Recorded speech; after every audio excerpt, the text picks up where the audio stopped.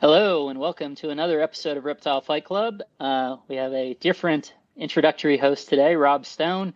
Justin is indisposed with his business various ventures, but he'll join us hopefully shortly.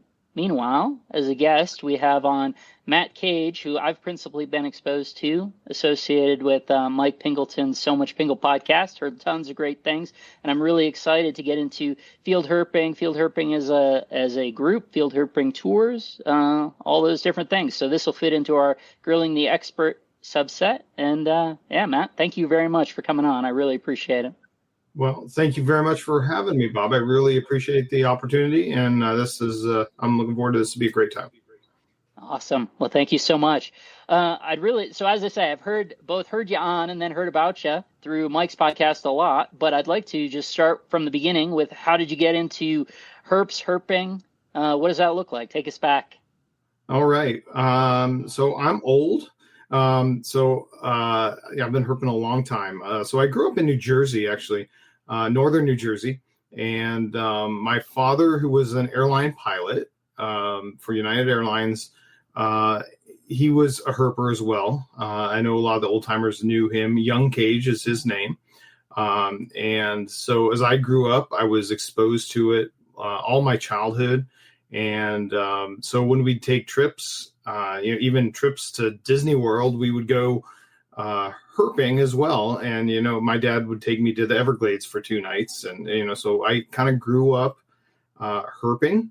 And that went into grade school, into high school. High school years, I ended up moving to Colorado and, herping as much as I could in Colorado, and then all over. Spent a lot of time in Arizona, California, Utah, Kansas as a teenager. Herping. As soon as I got my driver's license, I was spending my weekends southeast Colorado, all over eastern Colorado, and just herping as much as I could. And when I graduated high school, I went to Colorado State University, got a degree in wildlife biology.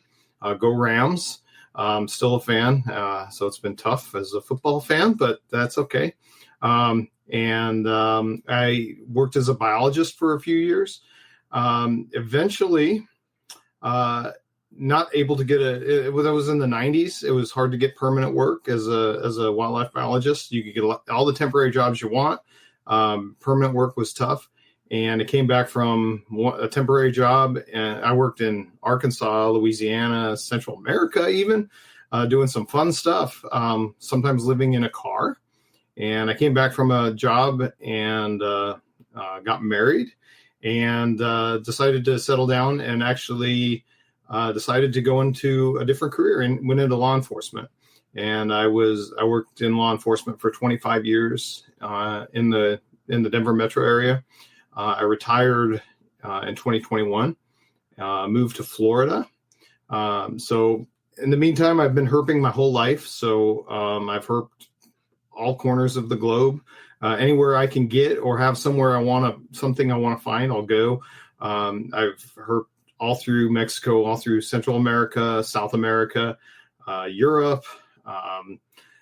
Africa is sort of working on it, but I've done South Africa and I've done Northern Africa, trying to work on some trips to the middle. I've herped Australia. I've herped Asia, all through the Caribbean. And let me see how I got into the tours is, so I went I was originally a client of Margarita Tours. And I also was a client of Green Tracks, another company that went down there to the Amazon, to the Peruvian Amazon out of Iquitos. And I did trips with both companies. Ended up doing multiple trips with Margarita Tours, and got to know the owners very well. And they knew who I was and what I did, and I got along with everybody. And they eventually asked if I wanted to guide. I was working under Dick Bartlett, if you know Dick. So he invited me to be a guide on his tours. And so I got to go down there and basically for free for, spend 12 days in the jungle and take people out and take all the pictures I wanted and have a great time. And that was in 2006 was my first trip down there. And so I've been going pretty much every year since then. I'm now part owner in the company, half owner and we've changed the name to MT, Amazon Expeditions, as opposed to Margarita Tours. So we're both names, but officially we're now MT Amazon Expeditions. And so still do that. I do 2 to 3 trips a year. I've done up to 4. That gets to be too much because I enjoy doing other stuff as well. And so now that I'm retired, I also do some snake safety classes. So I teach rattlesnake safety. I certify people for venomous snake handling. And so I do that quite often for some government agencies and NGOs and some businesses that manage land. So that's excellent. Yeah, and I really appreciate it. That's just a ton of great context. Yeah, absolutely. Well, the first thing I do want to highlight, just for folks that are listening, they have to go check out. That'll definitely, give that much more nutrition to the stories that you're going to talk about. But your website, or at least your little corner of SmugMug, cages.smugmug.com, you have truly incredible photo gallery that's up there in terms of diversity of species, diversity of locale, particularly exceptional examples of different things. I spent hours and it's not nearly enough.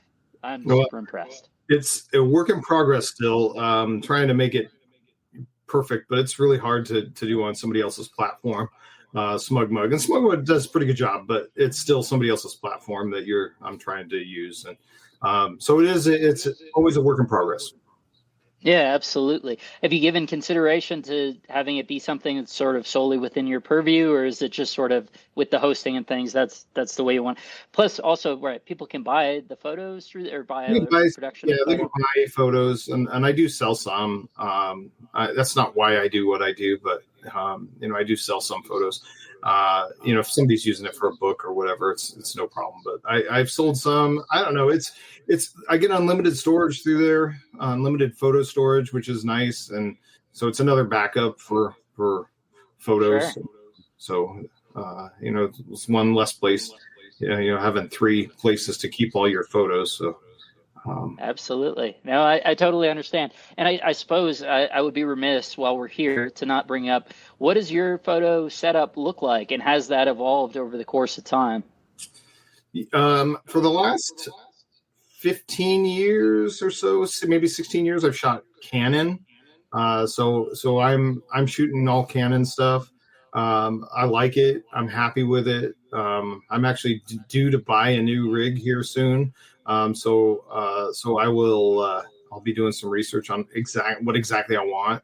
But I'm shooting Canon, like it, and I'm used to it. It's, it's your first language when you know how it is, because trying to work with Nikon now, whenever I'm using somebody else's camera, it's like speaking a different language. Yeah, absolutely. Okay, great. And it's all sort of the interchangeable lens, mirrorless, all that jazz, or is it? Okay. Yeah, no, for sure. Interchangeable lenses, DSLRs. And I usually carry a cheaper point and shoot that has a reasonable zoom. And I'm not hooked to any company on that. I just want something that takes nice, crisp pictures. And that's for far away stuff that I can carry or have it with me if I'm in a kayak or hiking in the rain. I don't have to worry about, getting my good stuff wet. Yeah, absolutely. I mean, that has always seemed one of the impediments to me doing that, beyond just being a whole new language that I need to learn. I'm sort of in the fanciest beginner into somewhere in the intermediate of, I have the Sony RX10 Mark IV, which is the fanciest point and shoot camera you can buy, basically, is the way I would frame it. In terms of Sony does some great stuff now. I mean, their mirrorless stuff is just great.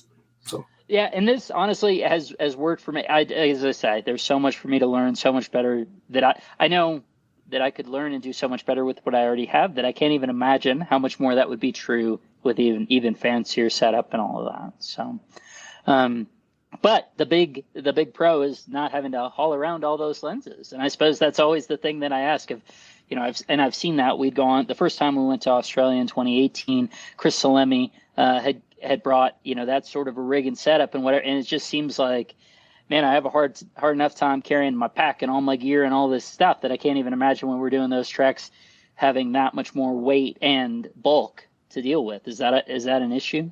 It's getting worse with airlines as well, getting all your stuff on yeah. a fortune. So I'm to the point where I have a backpack in Peru, so that stays down there, and it's like my hiking backpack, but I use a backpack to get on the plane that has all my good stuff in it. And then I just, carry when I go hiking what I want. Okay. And I end up taking maybe in Peru, at least maybe 80% of my pictures are with a 100mm lens. So that ends up being what I have on most of the time. And then again, I have the point and shoot with a good zoom that, I have that stuff all for my Canon, but I don't end up using it as much as I probably should. So especially changing lenses in the deserts or the jungle or whatever, it's just so hard on your camera. I try not to do it. And honestly, the little point and shoots do really, really good for most of Zoom stuff. So if I need telephoto, it does the job most of the time. So that's just ends up with what I end up doing. So. Oh, very cool. Okay. Yeah, no, that's excellent. I just wanted to hop into that because, as I said, super impressed by your photos and was curious. Like, I always look at it and sort of I feel like there's such a range, right? A lot of people, phone cameras, right, have come so far in the last decade even that it's amazing some of the results people get from that. Everyone's sort of working with different tools, or at least there's this huge wide range of tools, and we particularly compressed in social media posts. It almost dulls the effect of how much a true broad range there is in the output of those different things. Yeah, and I end up taking iPhone photos as well. I'm always disappointed with them when I get home. Though, computers, they just like, ugh. So sometimes I'll just do it to, if I want to document something or, sure. Whatever. But taking great photos, it just doesn't do that for reptiles and amphibians. But it's great for documentation, and it's really good for scenic photos and panoramas. And I'll tell you what, I've had my iPhone takes incredible pictures for panoramas and scenic photos. So and people photos better than what I can do with my cameras. Yeah, absolutely, totally fair. Okay. So let's hop into the tour stuff a little bit, right? So you talked about was your first introduction to going on herp, sort of commercial herp tours? Was it going to Peru to go to the Amazon? You said you did Green Tracks and then Margarita Tours that's become with, under your partial stewardship, MT Amazon Expeditions. Was that the first time you'd gone on a commercial herp tour? So I am not a big tour person. I like to do stuff on my own when you can. And, but going to the Amazon is really tough.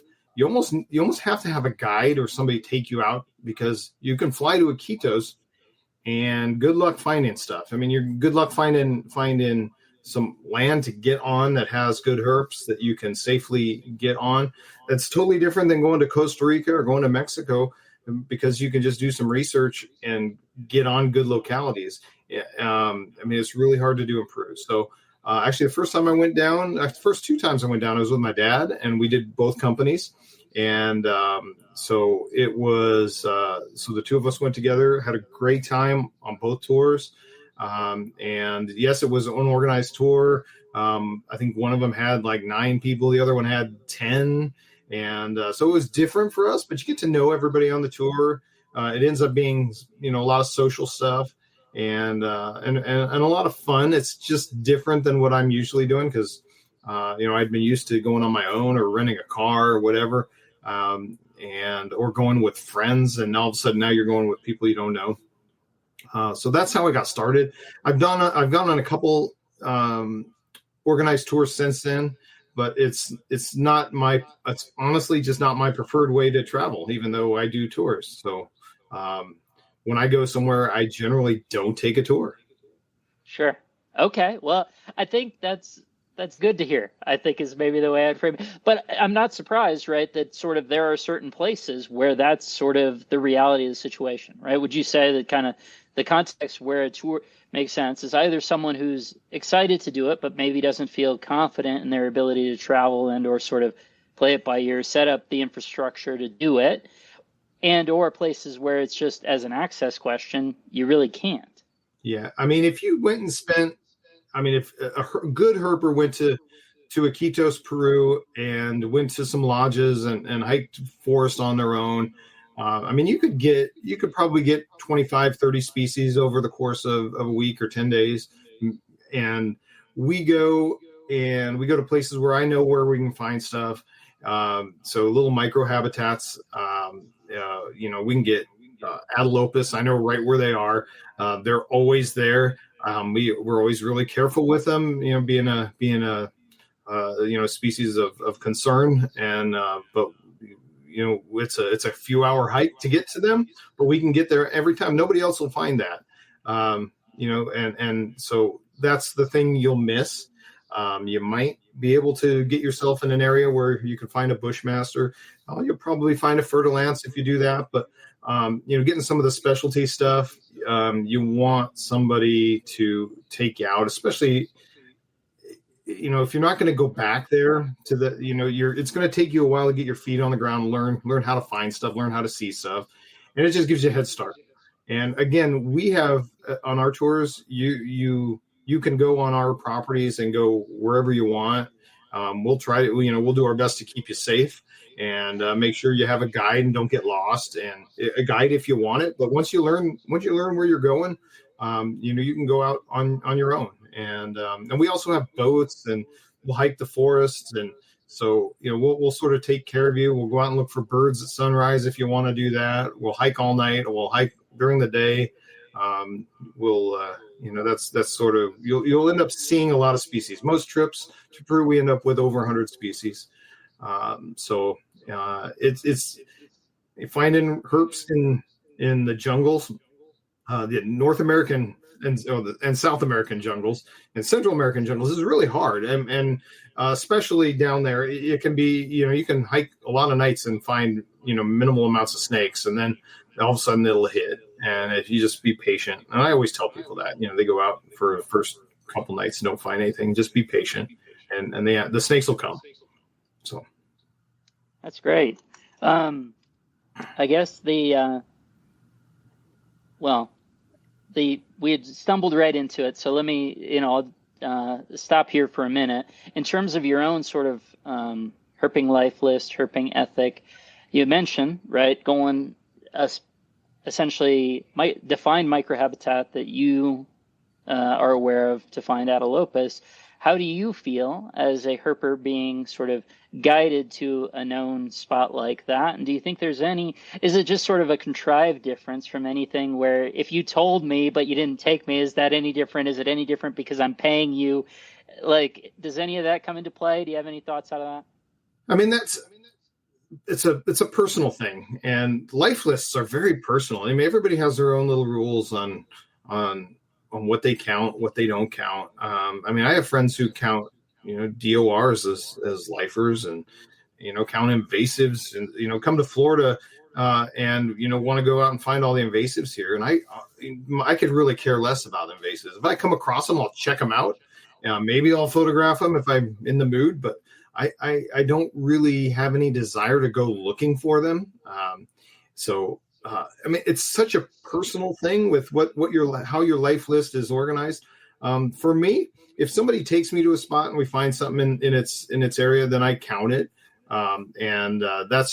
That's me. Other people want to find it themselves. And we have people on our tours that everybody has different rules. And so it's good for me to know what that is, because, I'll take people out there. And this little Atelopus spot, we don't want hundreds of people walking through it. And so we're real careful, and everybody has to clean all their gear before we go.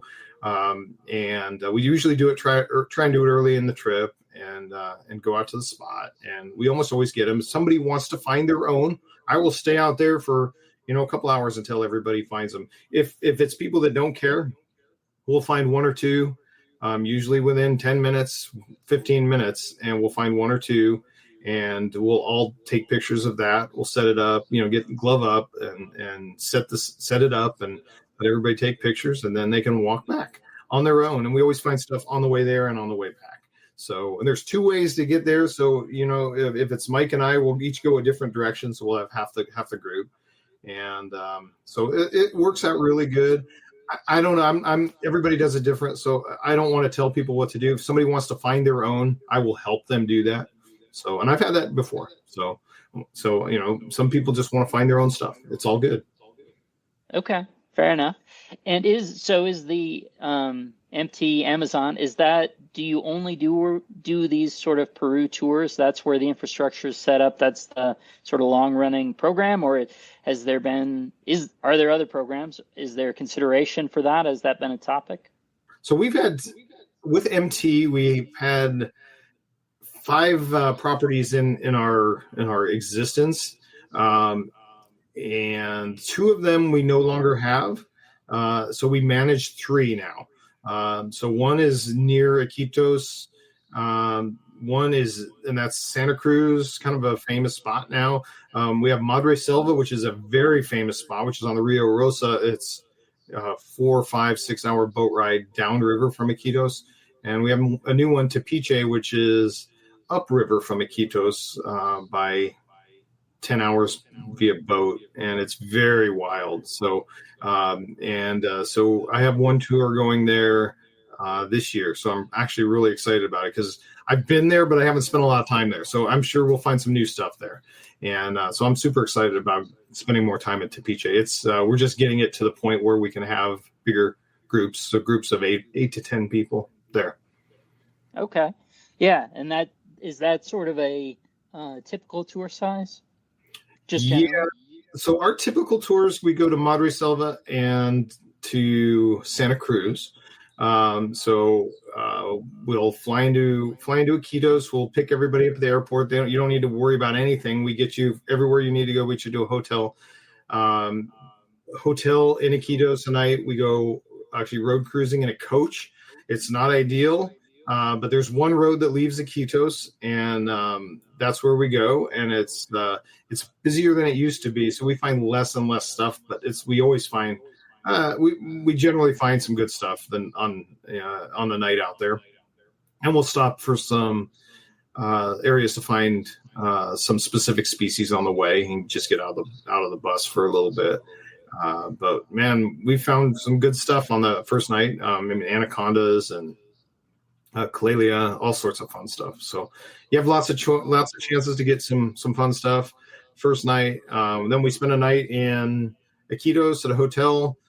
Next morning we'll go downriver to Madre Selva. Very cool. Yeah, I mean, I guess that sort of fits firmly within that box of I think absent as you described it, it sounded more and more fun, right? You're saying, okay, we're road cruising in a bus. Like how much, it's one thing if you're the driver in the front row or, how would I feel about this? But then you're saying if you're pulling up on an anaconda, that'd be pretty special. Like, as jaded as I might be, that's still pretty cool. It's fun. And you see some, big boas and rainbow boas. And the 2 years ago, we got a 7 or 8 foot Calalia on the road in the middle of the night. It's spectacular. I'm usually sitting in the back of the bus just because that's where I sit, and I'd rather have paying customers sit in the front where they can see. But again, in the back, from the middle back, you can't really see a lot, so it's more social time. But that's usually the first day of the tour, so everybody's talking at least for the first couple hours. And then we have dinner, and then after dinner, it's watching the road, and then the social still goes on a little bit. And of course, you find something and you have 10 cameras on it. It's hard to get good pictures that night. And we're not coming back to that area, so we can't short-term bag anything, so everything has to stay there. So whatever we find, it gets photographed on scene, and so it's kind of a mess. And whenever if I find something, it's pretty rare that I want to find something that I want to photograph. But, it has to be something pretty much new or spectacular. But if that ever happens, it's really hard because I don't like to tell people, get out of the way. They're paying to be there, and here I am with my camera. But so I have to be very, very delicate with that, and as does Mike. And Mike is a very, very good photographer as well. If you've seen his stuff, so we have to be. Absolutely. We have to be very gentle with that. People that are paying to be there, come first. And I can think of only one time where I told somebody to get out of the way so I could shoot something. So, not too bad. Well, and I suppose sort of a natural question was,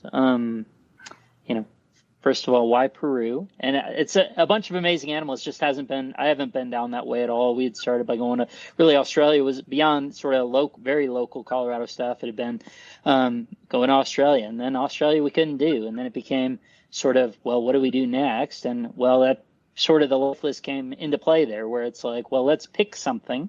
And then we can go try and find all of the X of Y, all of the X that are in the U.S. or whatever, and that sort of gives us ideation for the trips. And while there definitely have been places that I've gone several times, West Texas, Southern California, those sorts of things, because we couldn't get it, couldn't do everything on the first go.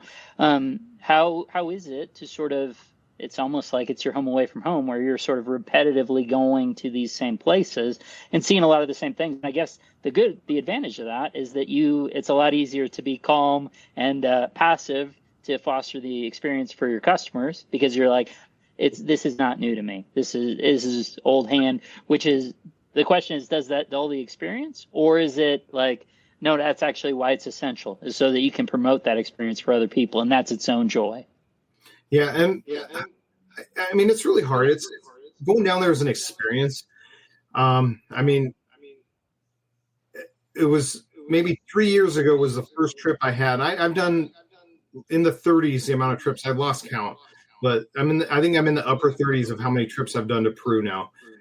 So like 3 years ago, I had my first trip where I didn't get a new species, and we still found 110 species, but all of them are stuff I've seen before. So which happens, and it's actually happened a couple times since then. So all the easy stuff I've gotten, there's still a lot there that I need to find. It is the Amazon jungle, but it's fun, but it's more than just the herps. The herps are what bring me there, what I'm passionate about, what I want to find, and keeps me motivated to hike all night and during the day, like you, I'm sure. And but seeing some of the mammals and some of the birds, and we travel with a Peruvian chef who makes some incredible food. We have a whole Peruvian. Our crew is mostly Peruvians. They're all Peruvians except for Mike and I. Mike and I are, we're there to keep everybody safe, but the rest of the crew is great, and everybody loves our crew. So they're part of the family, and I'll tell you, at the end of the trip, everybody's Facebook friends, and so it ends up being a big social thing. Our crew is on Facebook, and our wonderful guide Christoph Meyer, who I'm sure you've seen his name around.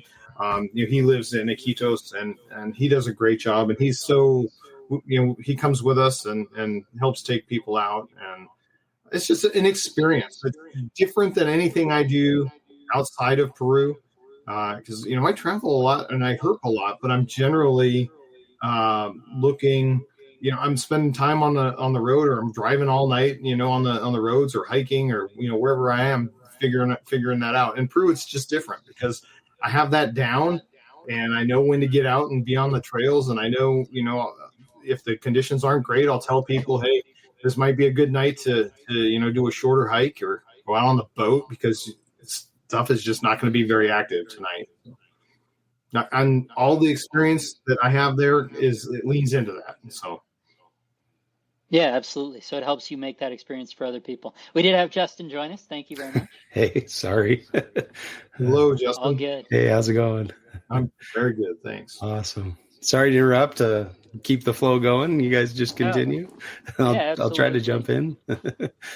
We were just talking through the tours. So Matt is a Mhm. part owner of MT Amazon Expeditions, which does tours of the Peruvian Amazon. They have access to 3 different properties now. I've had past properties in the past. Yeah. Otherwise, is as you know from listening to Mike's podcast, is inveterate global field herper with Yeah. an amazing page on SmugMug that Yeah. people should go check out. We'd highlighted that earlier in the show. Hopefully they were listening. Got the URL. We can add it to cages.smugmug.com. Yeah, definitely worth checking Yeah. out. Yeah. Oh, yeah. I was perusing that not long ago. Yeah. Absolutely. That's cool. So I just had a quick question. So caught the tail end of that. And I'm wondering, like, how long does it take you to kind of get the rhythm of a certain area? You know what I mean? Does that make sense?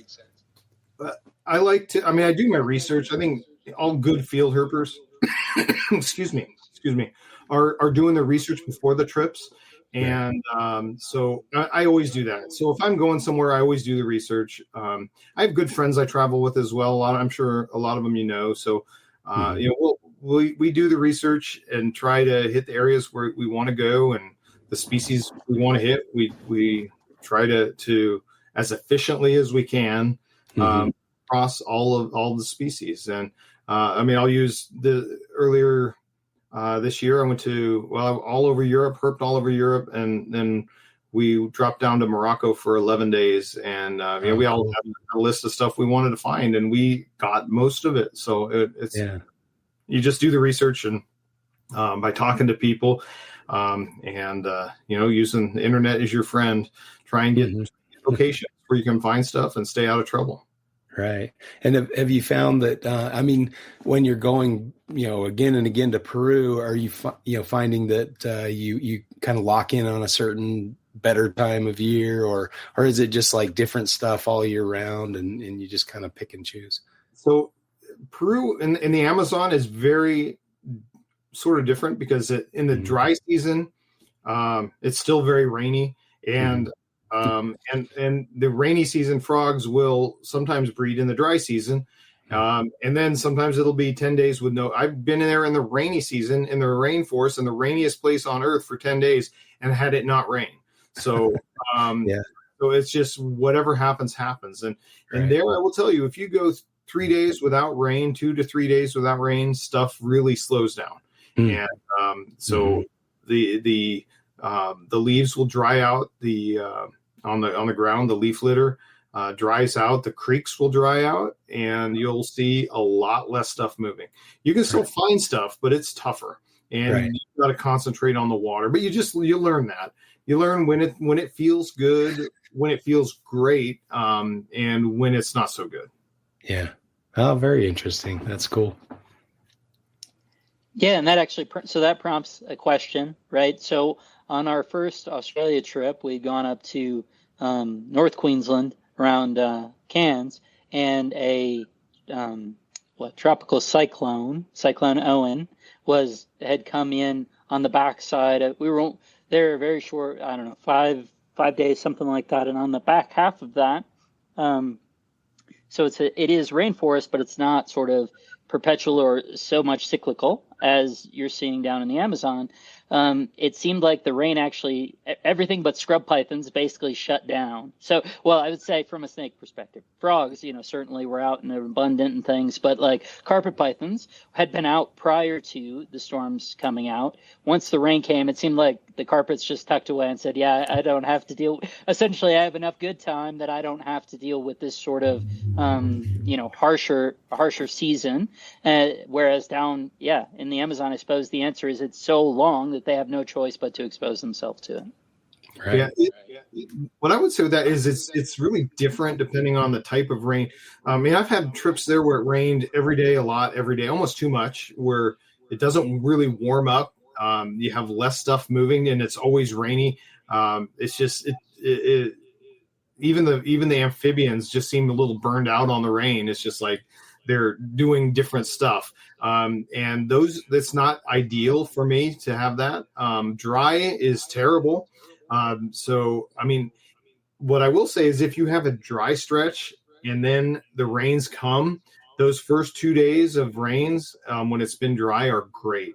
And that's my ideal situation, is if it's been dry, and then you get the first rains in 2 or 3 or 4 days, and it just seems to get everything going.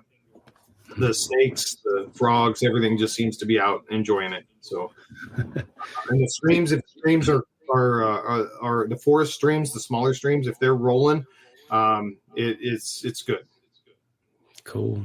I wondered about like leading tours too. Like if you have to, have a disclaimer, like nothing's guaranteed, or if people just understand that, or if you've ever had people that are upset, like because it didn't rain for 10 days, in the rainforest, and they're like, there's nothing you can do about it, but like, do they get upset or? People understand. Almost always, even when I don't get the big numbers, I mean, we're still getting 80 to 90 species on a trip, so we're still seeing a lot of stuff, but definitely less if the conditions aren't good. Right. I have had trips where the water levels were so low that we couldn't get to one of our sites, so we ended up with 10 days at the other site, which is it's still a little too much. I mean, it's and so that's nothing I can control either. If you can't get a boat into if the water level is so low we can't get a boat there, there's nothing I can do about it. Right. So, yeah. So when people understood, I mean, that's cool.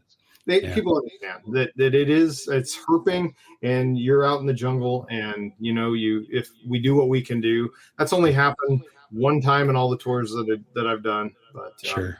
Yeah. And that's, still 80 species on a slow year. That's or a slow trip. That's not bad at all. Yeah. That's cool. I guess you picked the right spot, and you're going to be okay. Yeah. And back to your question on the time of year, I've worked to figure out when my favorite time. It's generally rainy. The rainy season is considered maybe October through April, and so we go. Right now, I schedule stuff usually between January and February. And I've been doing 2 trips, and we're just trying to hit. If you go too early, you might hit dry, and it might not be good. So we try to hit the heart of the rainy season. And sometimes it's really rainy, too rainy. Sometimes you get the every other day rain, which is great, or thunderstorms, every day, which is also great. And sometimes you just get nothing but rain for 10 days. I've had that happen as well. And like I said, you just get used to it, and you go out and you still find stuff. It's just tougher.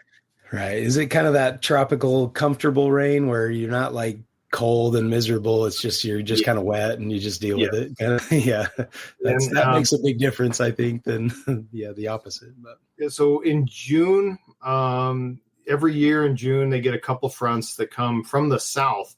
And so cold fronts from the south and drop it into the mid 60s, which is very cold there, and everything shuts down for 2 days, 3 days. And I've been through that before as well. So I don't want to deal with that. So that's why I try to avoid those times. So our summer I try to avoid, just because if people are going there for 10 days and a front comes through and it's cold and cold and too cold for the animals to be really active for 3 days, that's not good. 30% of your trip, that's not what we're trying to do. Right. I know some places like almost shut down if there's too much water, like, going into the Kimberley of Australia or something. You can't go most of the year because it's too wet and the roads are, have a few feet of water on them or something. You don't find that there? We do get that occasionally. You get we don't have many roads, so that's the good news for us. So we're getting everywhere via boat. So if the water's up, we can get there. But we've had the trails flood out. So, and our hiking is all in, muck boots. But there's times where the trails are flooded out, and you just, you can't get through to where you want to go, even with muck boots. Wow. So it just limits where you want to go, where you can go. But again, we have enough trail system that we can still make it work and have a good time and find a lot of stuff still. That's awesome. Is it private land or? It is leased land and land we owned through a nonprofit. Okay, cool. So it's kind of your trails in your areas, more so than like a national park or something. Okay, yeah, exactly. So we can deal with the land as we want. So Monterey Selva is a leased at least through the local municipality, the local tribe. Okay. And so we own Santa Cruz through the nonprofit, and Tepiche is it's being worked on, but we're trying to get full ownership of it as well. That's cool. And do you speak Spanish and all that good stuff? Or Poquito. okay. I do enough to I do speak enough just to basically communicate. I'm certainly not fluent, but I can communicate. So arranging things with the locals and that kind of thing. And tribal languages, or are they're like similar to Spanish, and slightly different. So if people that know Mexican Spanish from the U.S. that go down there have a little bit of trouble. Just the dialect is different, especially with the tribal languages. But they were. I mean, it's fine. You can still communicate. No problem. Okay, cool. Sorry, Rob. I hope I'm not. No, you're conversation. You're all good. This is great. This is why we usually do the 2-man. So, I guess as a Colorado guy and mostly looking for desert critters, the notion of walking around in muck boots sounds a little bit brutal on my end. How do people find it? They come out on the tours, and how do the trails hold up, right? In terms of, I know we went to find Eastern Massasaugas in Pennsylvania, earlier this year, and the answer was like, oh, you can't go down there because of concern of, based on the moisture, that you can wreck the trail, basically. Are those challenges you have to deal with? Yes, for sure. So we have loop trails for the most part. So you can, that takes a little bit of pressure off of the trails, but when it's very wet and very muddy, obviously there is some deterioration of the trails. The good news is we don't have people there all the time. So the trails, with all the rain, I sometimes do trips back to back where I'll be 5 days here, 5 days at Madre Selva, 5 days at Santa Cruz, 3 days of a break, and then 5 days back at Madre Selva. So there's 8 days in between, and you can't see any footprints at all. It's just like we weren't even there because the rain just takes the trails back. So, but logs fall, trees fall. It's the first time we get there, going through the trails and doing a full sweep of the trails to make sure we don't have any bridges out or logs or tree falls. The tree falls can be impassable. So sometimes because when you get big trees, and the big trees take many trees down with them when they fall. I've been hiking and had to turn around because I couldn't find the other side of a tree fall. I couldn't find. Wow. So and that's how you can get lost too. So I always keep somebody back at the trail and keep within shouting distance. And if it gets to where I can't find it, the other side, then we'll have to stop. And I go, I usually hike with GPS, so it's not like I'm gonna get lost, but it's more of a pain than anything. Yeah. And so does that mean time for a new trail system, or what do you have to do when you get those giant tree falls that you just can't find the end of? So for me, it's really easy. Is I come back and I tell the caretaker what happened, and the caretaker goes out and figures it out. And nice. They'll either do a workaround or a trail around it, or get the buzzsaw and do some work on it. But actually, when you find one, you always have to look on this. Look 10 to 15 feet on this side, on your side, and look for little trails off, because they may have been found and impassable, and you just somebody else has worked their way through. So you always look for a way to get around it. But sometimes it's brand new and there's nobody's fought through it. And like I said, usually 9 times out of 10 I can get through them. But once in a while you find one that's just so immense you can't find the other side. So when that happens, and especially at night, it's easier during the day. I'll send the caretaker out and the next day and get it taken. Oh, that's cool. Are these, I guess, tree fall areas, are they like new uncharted habitat? So species kind of move in and start living in the logs and such, or is it kind of like everything's gone from there for a bit because their house fell down? I mean, it's ever-changing habitat. So that when the big trees fall, they take down lots of trees with them. It actually opens up some of the forest, so you actually have a sunnier area, and that sort of starts there, which brings in different stuff. So you'll see all sorts of different stuff, and then some of the arboreal stuff you can actually find on the tree falls. Wow. I mean, that's if you have a fresh tree fall, it's always good to check it out really close and see what you can find in it. There was one year it was really wet and the trees were falling, so they were getting saturated and falling. So the roots in the rainforest don't go deep. So when the soil gets wet, the trees will often fall. So this was a really wet year and we had lots of trees falling, and we were going out and finding stuff in the trees that were falling. So, but it can also be a little dangerous walking around and there's big trees falling around you, and you can see it for miles. So it's crazy. Yeah, that's interesting. What's one of the coolest finds you've found in a tree fall like that? Probably tree boas.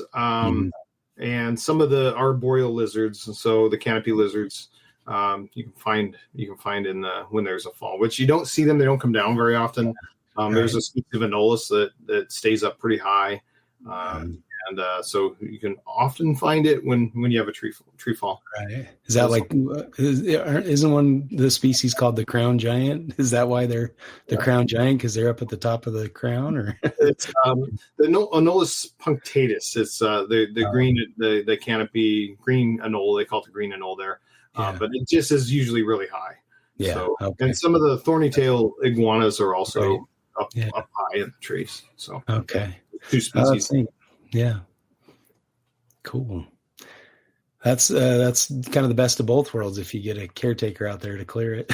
that's not it's my problem, but I can have somebody else do the dirty work. So. Right. And with the trail system, is that kind of like you're based at a kind of a base camp and then people can hit the trails at night on their own, or is it like guided walks every night, or you can head out on your own if you want to, kind of thing, or how does it work?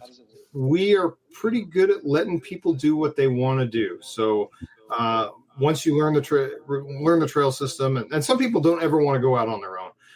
Some people don't want to hike with a guide at all. So you have everything, but I just want to make sure that the trail system and your way around, because it can be confusing.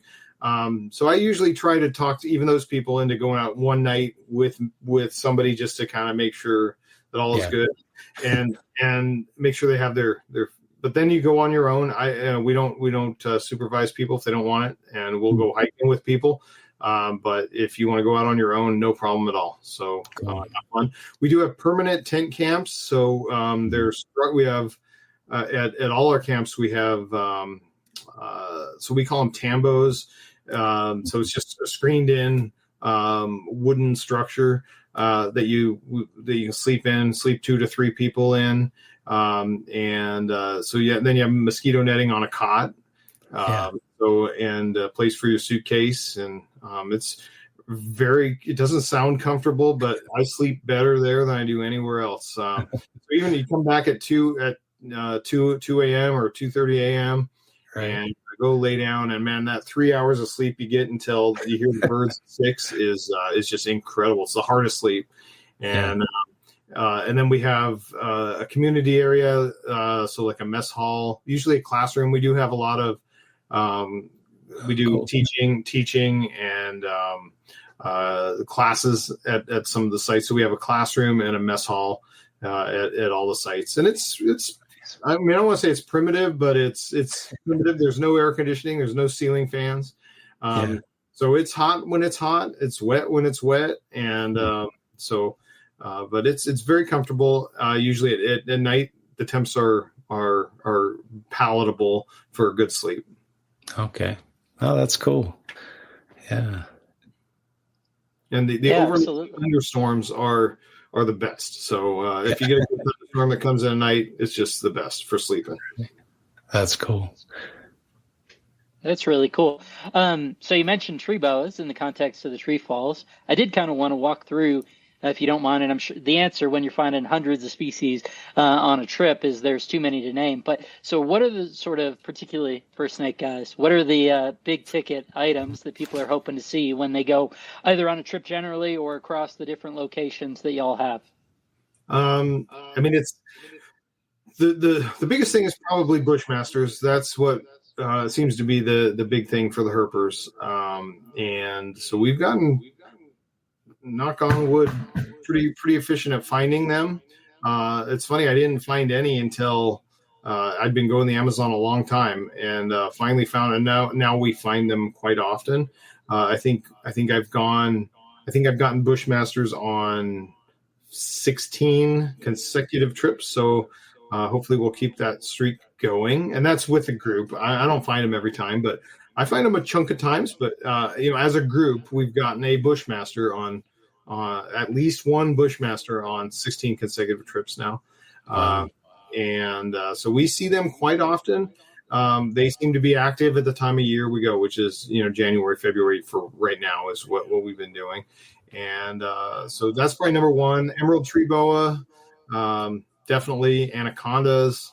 They're tougher to find where we are. It's just there's so much water where we go, and and we're going in the rainy season. So between the combination, the anacondas are very dispersed.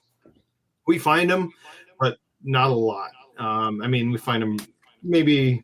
I probably average one every two trip, maybe one every two trips. We'll see an anaconda. Usually we can catch it if we see it. Usually.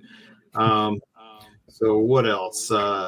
Emerald tree boas we got. Bothrops bilineatus is the arboreal viper, which is quite incredible, and they're tough to find. We've been finding them more commonly. All the coral snakes, we have 8 coral snake species that we found. Oh, wow.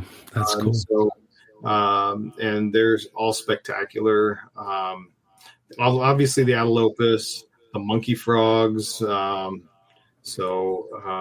else? We have Suriname toads, pipas, all sorts of stuff. So that's very cool. Do you see annulated tree boas at all, or they don't come down? No, we have the Corallus hortulanus, the okay, Amazons, yeah, the Amazons, sure, yeah, okay. And they're down there.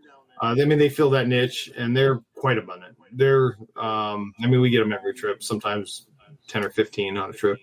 And you can find as many as you wanted if that's what you were after. And of all color species, all color patterns, red, orange, yellow, gray. So they're incredible. So. Cool. Very cool. Are they coming down to basically hunt at the bottom of trees at night, or how do you encounter? Are you spotting them during the day, shining them at night? What does that look like? Almost always at night, hiking or from a boat. So you can get them hiking. They have quite a lot of eye shine. So you get them in your flashlight, and you can see. If you get one in your light, you know exactly what it is. If you found one, you know what it is. And they go. You get them way up high, so high you can't get to them, but you know what it is. And then we also go out at night on a boat where you get them going down corridors, down the rivers and in the trees. And sometimes we can't get them. They're so high we can't get them, but we see them doing that. It's almost always at night. They're active at night. I've seen them during the day, but it's definitely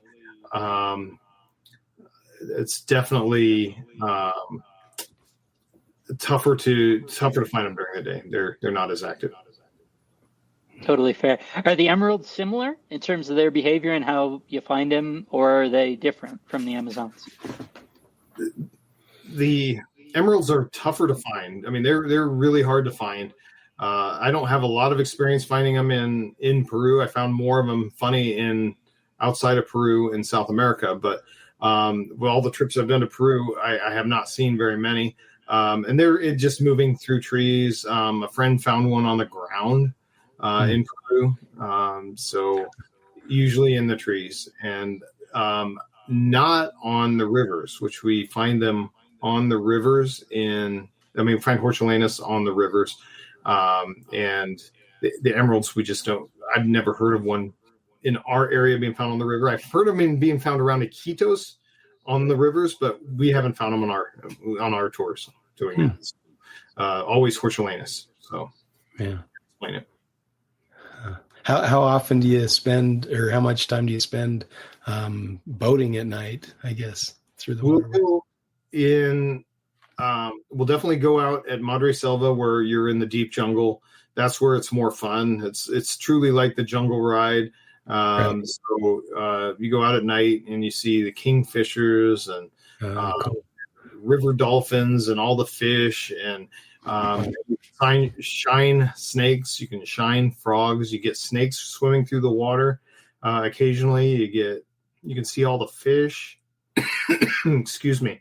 And it's just, it's truly like the jungle ride and the jungle ride at Disney, where you're just out and seeing stuff. And it's a little bit of sensory overload sometimes. And we find the night wasps as well. So that always keeps you on your toes. Right. But angelfish, we see angelfish. I mean, it's cool. Experience. And that's when we find anacondas as well. So that's one of the places. So we do that as much as we want. So if we have, 2 or 3 nights, we'll take everybody out. It depends on how many people we have. Mm-hmm. But we'll make sure everybody gets out on a night or two to do that. That's cool.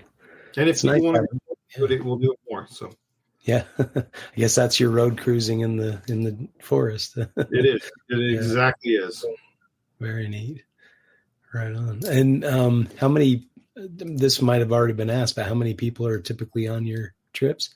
So I've taken up to 15. I hate taking that many. So now we try to cap it at 12. And so it always happens that somebody wants to bring a friend or something. So I have to. If I do that, I got to make special circumstances. But so I try to cap at 12. If it goes over that, it's very tough logistic for me. Actually, ideally for me is 10. 12 is even a little tough to manage. But 12 we make work, especially if I have Mike and Christoph there to help me. One time we ended up with 15. It was kind of it was a problem. And it was just too much. It was too many people. Yeah. Right. And so we try not to do that. Yeah. Sometimes we have 8 to 10, just fine. That's actually great. It's great having. That's a great size. Yeah. I was going to ask a question regarding like when you're doing subsequent trips, if you're finding the same animals, like if you go and, we saw a Bushmaster here, 10 days ago and it's still in the area or still close to where you found it the first time. I have never found, I'll have to go through this whole thing. The Bushmasters will stay in one spot for 2, 3, 4, 5 days. And then they move. And we don't see them anymore. So if you find one night and you leave it alone, it will likely be there for the next night, and and eventually it disappears. So if especially if you leave it alone, if people don't get close, they'll stay in the same spot. If you and I have never found the same. I'm pretty careful at looking at the Bushmasters and getting their patterns, taking pictures and trying to make sure. And I found up to like 40 of them now. So I try to do, it's not 100% because, the patterns change a little bit and then fade and whatever. Sure. I only have one that I've found 2 years. I found it 2 consecutive years in the exact same spot. So, that was fun. And now, so every time I go to look in that spot and I saw it like 3 years ago and then 2 years ago and it hasn't been back, but I always stop at that spot. Right. Right. It's hard not to when you have a spot where it's been, every time I can't walk by that even during the day without going and looking in that little crevice. Right. So. Very cool.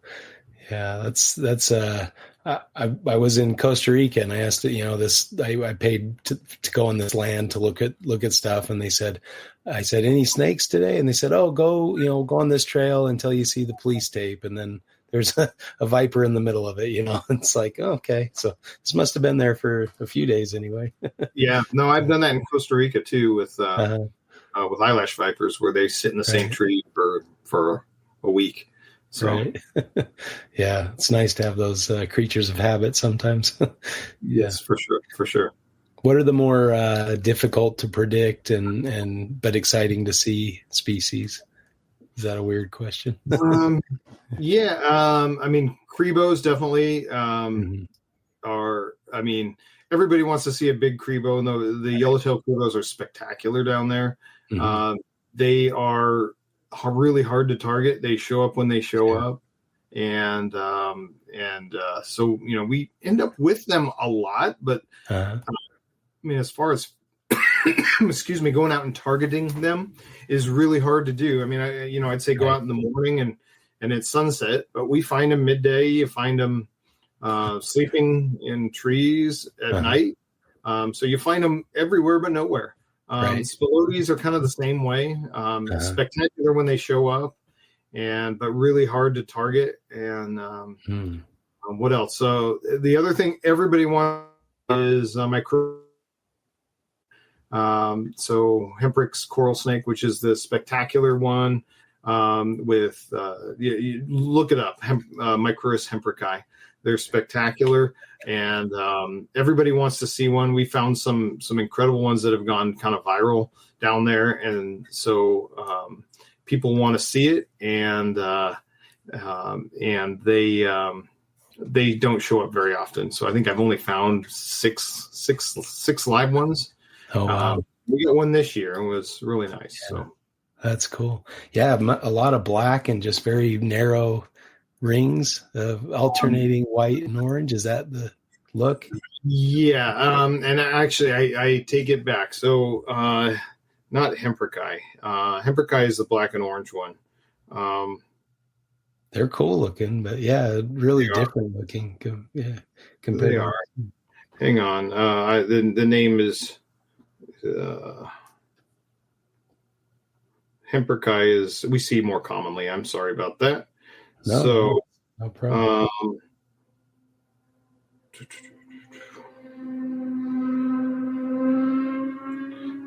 Langsdorfi. We'll look at Langsdorfi. Okay. Hey, it's to be forgiven. There are a lot of species of Micrurus, especially down there, I'm sure. Yeah. How many did you say you had 8 that you found? 8 to 9. 8 to 9. Hemprici we find fairly often is the black and orange one. And we probably get one a year on one a trip usually. Okay. So they're a little more common. And the Langsdorff is the uncommon one. And with the neon colors, crazy looking. When you see them in a flashlight, it's just like blows you away. Wow. So, their common name is the confused coral snake. that's maybe I don't know that they have a common name. According to Wikipedia, that's common name. They have a pretty small range in the Amazon, so they're in Ecuador and Peru. Oh yeah, they're fantastic. They've kind of got that like fishnet yellow on red. Yeah, beautiful. And a lot of the pictures online will be ones that we found. So, that's cool. Not many people outside have found them. So outside of our tours. Wow. So, yeah, that's impressive. I could see how that would just glow in the flashlight for sure. They're spectacular. Yeah. So the Micrurus are a little hard to predict as well. They're just kind of you find them when you find them, and the Lemniscatus is probably the most common, and then we get which is more of a traditional tropical coral, very very brilliant red, and they move when it's raining.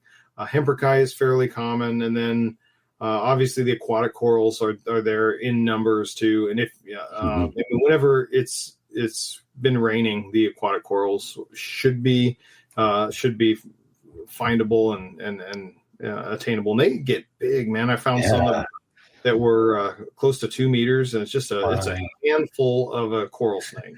and they're kind of like they have those big old heads, right? Like kind big of heads. Yeah. And they strike sideways, and so they strike a little different than other coral snakes. And, right. Are they as toxic, as dangerous as any coral, or? everything I've heard about them, I know no firsthand account, luckily. But everything I've heard is that they're very toxic. Yeah. Yeah. Speaking of that, I guess maybe this isn't the best question to ask, but are there incidences or what do you do in case of an emergency like that? Like somebody gets bit or grabs the wrong thing, or that's a risk with 10 people on your tour. It is. It's very risky, and I try to, at the beginning of the tour, I try to get everybody's comfort level in dealing with HOTS and right. how, I get everybody from people that work in zoos and work with HOTS every day to people that have never seen any venomous snakes. So, you kind of have to go through the whole thing and figure out what they want to do. And the first thing I do is tell somebody, if you see something, it doesn't mean you have to put it in a bag. You can just enjoy the moment. Right. And, enjoy the moment and take a picture if you can. If not, enjoy the moment. Let the thing go on its way. And there's nothing wrong with that. And but it's getting a measure of how everybody's doing and their comfort level, their experience level, and what they want to do. And I if people want to do stuff, we'll do it. We're real careful when we have HOTS in our possession. We're very careful. Personally, I think if somebody gets bit, it's going to be an accident that we have one in our possession that ends up in the wrong place, or somebody brings something back that they don't know what it is, and just we have spots where we bring stuff back. So in the night, when you come back in the morning and what's in this bag, and get slow and I don't want that. I've actually had that happen to me where we brought back a baby fertilance, and I'm in the morning and I'm feeling the bag and open it up. I'm like, oh geez, and I'm really, really more careful with it. And I explain that story to everybody first day, and we're real careful. So now if anything comes in that's not identified, it goes in a specific place different than everything else. So only stuff that we know what it is can go in the spot. Everything else has to go in a spot where a staff member or somebody I trust will be able to identify stuff. And if we do have a HOT, it stays in that area. So it's if somebody wants to photograph it, we'll make that happen. But it's just not accessible to everybody. No, it's good practice. It's a problem, and right. It could be the end, because if you're at Madre Selva and you get bit by a bushmaster, you're going to be fighting for your life. So, and we'll get you as quick as I can. We'll get you to treatment, but you could be 3 hours in the jungle. Right. So you have a 3-hour hike and then a 5-hour boat ride, and that's 8 hours of Lachesis venom going through your It's not going to be pretty. So not a good scenario. Yeah. And there's other things we can do. We can stop at a local village on the way that may have some antivenom. But Iquitos is where it's going to be, and you might be able to get a vial or two on the way. But it's not going to be pretty, and it's also going to slow you down. So we can try, and I would let our local teams, try make that decision. Whether we stop at a little village where they might have some antivenom, and it's hard. It's hard. I tell people that don't get bit. Yeah. On my tours, if he's ever gotten bitten on any of my tours, they have on other tours that we've sponsored. And I have 2 snake bite stories from those, and people survived, but it's not pretty. Both were coral snake envenomations. One was misidentified, and the other was being handled recklessly. So, so we try to make sure that doesn't happen. I set up Facebook groups before, and Facebook has its issues. Obviously, we all know those, but for the it's really good. Pack lists. Here's what to expect. Here's everybody who's going to be on our tour. Kind of get to know each other, and then I do some ID stuff, and throw everything up there that might be venomous, and at least people can realize that if you touch the wrong thing, it could have really, really bad consequences. So right. Yeah. Is there a way to screen out those like hot dog influencers, cowboys that just want to like become one with the Bushmaster and it's free funny. handle it? It's funny. I know probably 60 to 70% of the people that come on my tours, they're repeat and or people I know. So I'm pretty picky with I kind of, I'll screen people a little bit and make sure that this is something that is going to be good for them. There's no air conditioning. There's a lot of bugs. There's malaria. There's caiman. There's night wasps that swarm. There's a lot of things that are not so pleasant, and you'll sweat more than you've ever sweat. You'll get mosquito bites, you have to be. For herpers know all this, and it's people that are just going out there to bird watch and see my tour on the internet. Oh, that looks like fun. They saw macaws and they saw this and that, and so they come on and they're bird watchers. Are not used to sleeping in the jungle outside essentially, and you're dry, but you're out, so you're still outside, and but that's what we deal with. But so I try to screen as best I can and make sure people are prepped for what they're going to experience. Yeah. So are you kind of branching out or taking advantage of the birder money? Like they're getting attracting, putting out feeders, things like that, or not really? Really, no. It's funny. I'm at the point where of doing this that I don't have a lot of desire to really expand. I love Peru and I spend a lot of time down there, but I also like the rest of the world. And I spend too much time in Peru. It's taken away from me going elsewhere. So I do my tours. I usually fill them up without much advertising. I don't advertise very much. And I have no trouble filling my trips. So that's sort of, people come back. I have people that have been back 6-7 times and have a good time. And, that it's fun. It's fun. That's awesome. Yeah, that's fantastic. I mean, you hit on it largely there, but I was curious too of like, traveling itself, right? The stressors that you kind of talked about can be harsh enough for people that are committed to the cause of kind of what you're doing.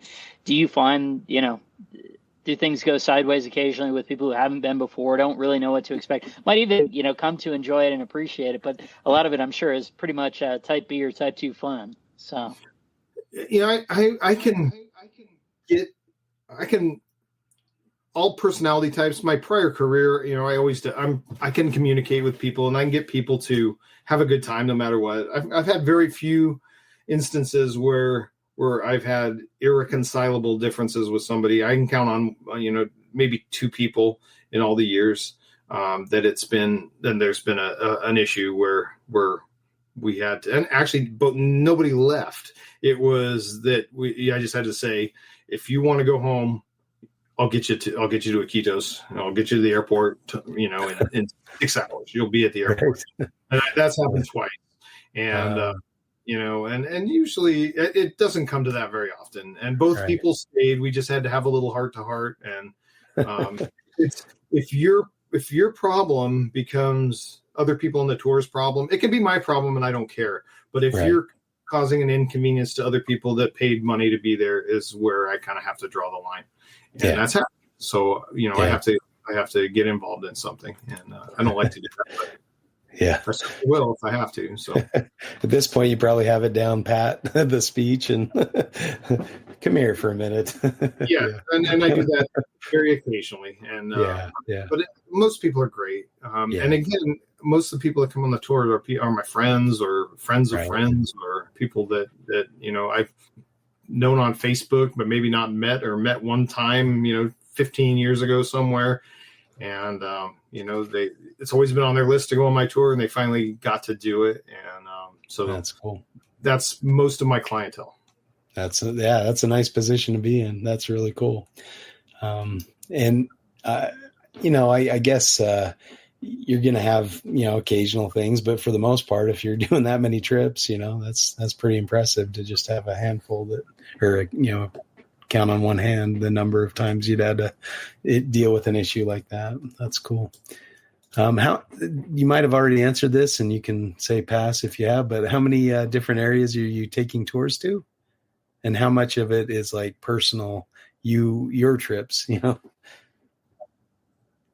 We just crashed a little bit. So. Oh yeah. Sorry. Did you catch, I just asked, how many, trips or areas you go to, and, how much herping are you doing on your own? Like just your trips? For me, I'm always going somewhere. So just this year I've been to, all over Florida. I did a week in Louisiana. I've been to Georgia. I'm herped in California a little bit, not very much, but a little bit. I'm going back to California next week for other stuff, to do a rattlesnake training, but not doing much. I'll get out a little bit. I actually take it back. I'm going to spend like a day and a half in the field. Right. I went to Europe, went all over Europe. So the UK, Belgium, France, North France, South France, all through Spain, Morocco, Japan. And I was in Japan early this spring as well. So I'm kind of all over. I have a bunch of places that I want to go, and do my best to get there. So I got a lot of places still on the list that I got to hit in my life. So. That's cool. Yeah. How are you choosing where to go now? Is it a reflection of sort of lifeless things? Is it a function of, do you have a itinerant crew, right, of folks that you're going with, or if you're going by yourself or whatever? Is it kind of dictated by, as I say, your life list? Hey, I just want to go to Japan, or is it specific species driven? What does that look like? It's a lot of it's species driven and destination driven. I mean, like Komodo's been on my list for a to-go list for years, and so it just needs to happen. And I'll mix that with a couple other locations in Southeast Asia, but I got to get to Komodo. Madagascar, I've had two trips that were planned that didn't happen for one reason or another, and so it's also going to happen. That's like one of those herp destinations that you just have to do in your life if you're a herper, and those two are it.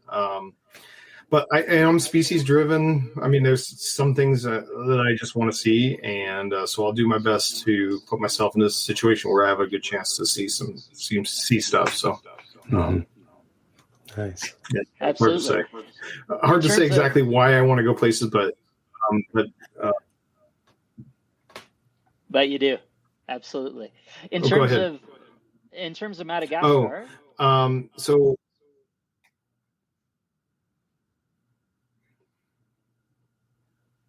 Sorry, go ahead. I don't know if you heard my question. Oh, we may have lost you.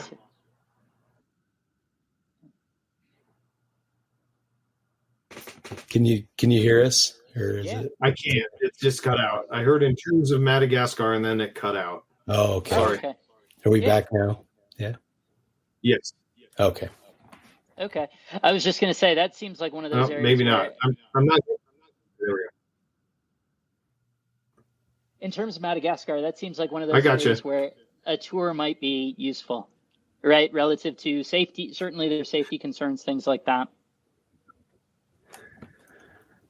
Definitely a tour, or at least being with somebody there local who has, I mean, I don't know that it's even safety. I mean, I'm comfortable renting a car, even in Madagascar, and going out on my own, but getting to the sites, having it set up to, so, I mean, I can get to the sites, no problem. But then there's all those little micro habitats inside them that, if you don't have the right person, you walk right by where you find the stuff. And so having somebody there who knows where you can find the stuff and so you're not wasting time. Yeah. If you're going to go to Madagascar for 2 weeks, you don't want to be spending half your time in areas that are not as productive, and you get and that it might be very worthy of having somebody with you who can take you to those spots and get you the local help that you need to find what you're looking for. Right. Especially in those areas that might be challenging to get to in the first place. Like, I've heard it takes several flights just to get to Madagascar. And then once you get there, you're kind of okay. But yeah, getting there is a big chore. And so you don't want to, waste your energy that way. How much would you say of your trip planning is like looking into, areas that you probably shouldn't go because they're dangerous, or, like things like that? Do you take that into consideration much, or? Yeah, I mean, I do. And it's funny, my group of friends, we're kind of on the spectrum about where we'll go and the amount of danger. And I'm kind of right in the middle. I mean, I'm not going to do anything stupid, but I also don't mind going somewhere if we have a good chance of finding something. I've been in some areas of Mexico I probably shouldn't have been, but that's okay, and I'm okay with it. And but I have friends that have gone places they definitely shouldn't have gone in Mexico, and I mean, it's okay. I do the research. I know enough to try to keep myself out of trouble and try and blend in as best I can. And so it's I do my research is the bottom line. Yeah. But a lot of times you're in areas where you don't see many other people, so that's not a. That kind of leads me to the next question of like, do you try to just get out of Dodge as quick as you can, and you're roughing it out there, sleeping in a tent, or are you coming back to civilization to eat and sleep and things like that? Excuse me. So, I've done all of that. I've slept in my car. I've slept in tents. I've slept on the ground. For me, I'm 55. If I can get a cheap hotel somewhere, I that's my preferred way of doing it. And I certainly don't have a problem roughing it and sleeping outside, but I'll do my best to get a hotel if we can, and or camp. I mean, I've gone back, even in the last year, I've gone backpacking for herping, where you just you can bring what you can bring for 3 nights, and that's been great. And you make it work, and that you're going somewhere special, and it's it's a full day of hiking to get there. So, I don't mind a hotel. I don't mind paying for a hotel at this point in my life. Yeah. Yeah, it sounds like most of the places you're going, the hotels aren't going to be too terribly pricey for the most part. But I guess Europe and some other places. But yeah, it's funny. Sometimes you are somewhere where all the hotels start at $140. It's just you just you either deal with it or include it in the budget or sleep in your car. So those are a lot of times you can get 2 or 3 people in a room, and it cuts it down a bit. Yeah, for sure.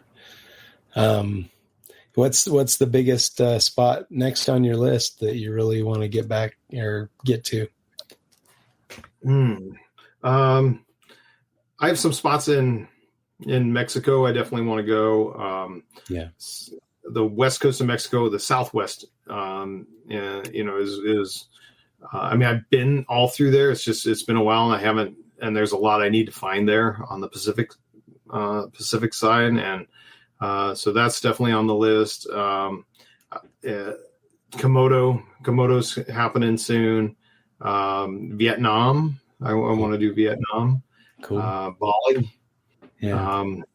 So got a lot on the list. So I have to plan accordingly, and try not to do too much in one year, and but it's fun. I end up with I sometimes I do these 4 to 5 week trips, and it's just so much fun, and I come back with so many photos, and it's just so much fun. And I try to eat, obviously I don't skip many meals. Take a look at me, so I try to enjoy the food and partake in an adult beverage or 2 on the trips, and just make it an experience. And obviously the herping comes first, but make it a fun experience. Right. Oh, very cool. Yeah. What's the place that just you go back to any day, anytime? Like, what's your kind of favorite spot? Or do you know, that's too hard a question? Probably some areas in Mexico. Yeah.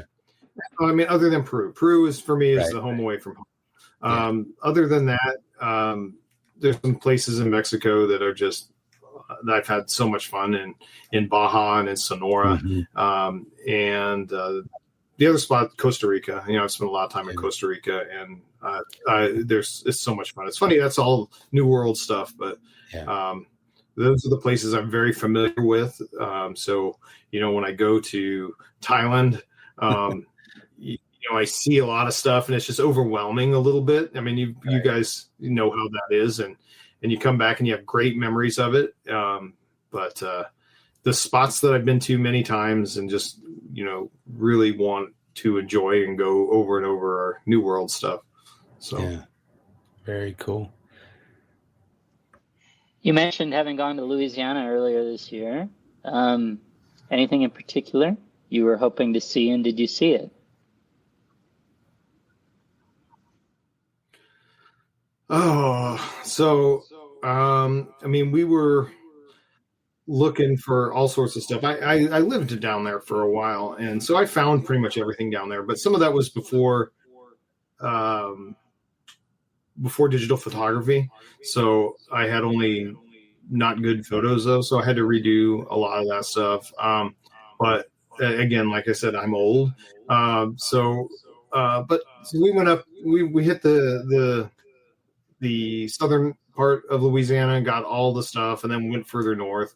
I mean, we were looking for some of the rare stuff. We definitely were looking for black pines, and just there's sort of a dream, and struck out on that. But it's okay.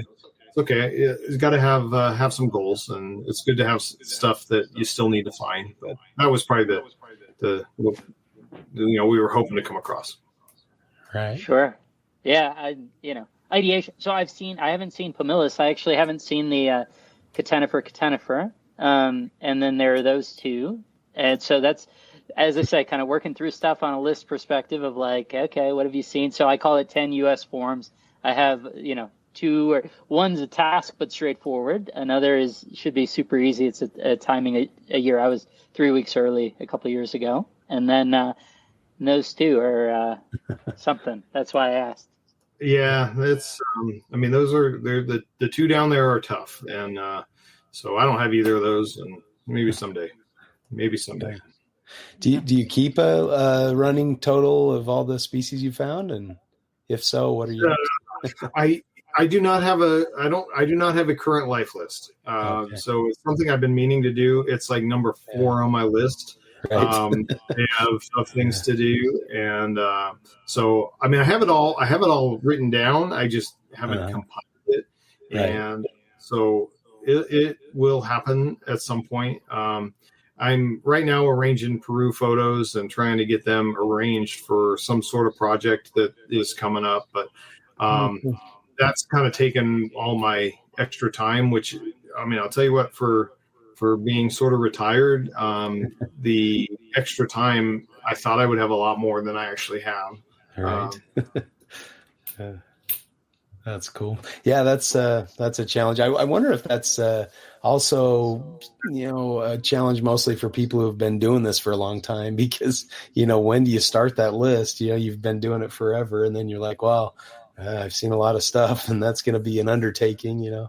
I think I have a better handle on the bird count I have versus the herp count. Yeah, and then you have the the list of stuff from the 80s, right, versus now when all the taxonomy has changed, and you count subspecies, and what do you do with all the rat snakes that have changed names, and what do you go with? And, right. The list can change yearly based on taxonomy if you're unlucky. It's that personal thing of what you do, and I don't have any. If somebody counts an Everglades rat snake in 2025, there's nothing wrong with that in my book. Yeah. So that's a separate list item. So, call it what you want and put it on your list. So very cool. Well, Rob, any further burning questions or? No, this has been fantastic. Thanks so much, Matt. I really appreciate it. This is fantastic. I'm glad, Justin, we got you for the back 2/3, and yeah, really good. Super exciting. I think Well, given. Go ahead. I appreciate it. You guys have been great. I've enjoyed the chat, and so. Yeah, this has been really fun, and I feel bad I missed the first half, but my wife had a banquet that I had said I would go to, and I forgot and double booked. So my bad there, but I'm glad I caught the last last part of it and was able to ask you some questions and hear some of your stuff. That's really cool. I don't know. I love Australia so much. So I just keep going back to Australia, but I need to branch out and do, Peru and things like that. We did Costa Rica as a family, but those family trips get pretty pricey. So I need to do some solo herp trips to the tropics. Australia is fun. I see why you get stuck there. I've done it twice and had a great time. It's fantastic. Yeah. So many places though. I agree. There's a lot of cool places out there to herp. Why don't you give your information again, just so we have it at the tail end as well? You can get me the easiest way is to check my website, which is, I think it's been said here, cages.smugmug.com. Right. Yeah. And then the tour is mtamazon.com. Okay. So for the tour company. My email is cages2000@msn.com. So feel free to reach out that way as well. So and I'm on Facebook as well. So if somebody wants to find me, just look for my name. Cool. Well, we really appreciate you coming on, Matt. Thanks so much. And it was great. We'll have to have you back when we think of some more good questions for you. All right. Well, sounds good. And hopefully you guys can come down to Peru sometime. I'd love to get it done. That'd be awesome. All right. Well, we appreciate you listening. And thanks to Eric and Owen for the umbrella. And we'll catch you again next time for Reptile Fight Club.